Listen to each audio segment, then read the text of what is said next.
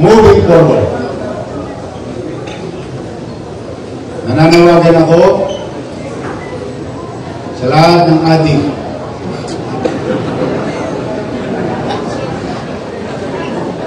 I may sound funny to you, not here, but to you. Magbago na kayo. To those supplying, distributing drugs in Manila, don't do it in Manila. May kalalagyan kayo. It's a fair warning. We are very serious about it. Okay? So that is our target. To the petty crimes happening in the city, nangagaw ng cellphone ng estudyante, nang-hold up sa jeep, umaakyat sa jeep, nanunutok ng kapwa pobre. Umalis na kayo ng Maynila. Nag-abiso na ako last month, and today, hindi na abiso.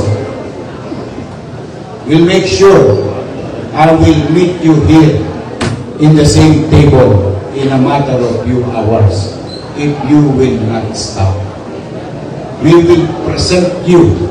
We will try to get you alive and present you to the court.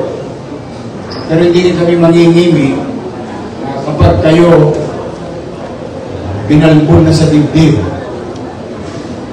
at piling yung macho na kayo, kung nakaraang panahon tinatawanan nyo lang ang Pulis Maynila, tinatawanan nyo lang ang gobyerno ng Maynila, huling halakak nyo yan. With regard to your question, we are very serious about it. In fact, mararamdaman nyo naman yung gabi. So, pakisuyo lamang. Mahalin natin ang ating lungsod, pagmalasakitan natin natin.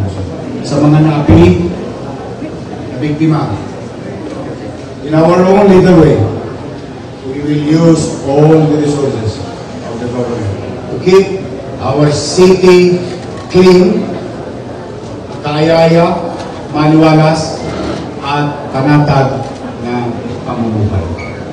Liawan, and I cannot do it alone. I need your help. Together, because together, we can make Manila better. Thank you.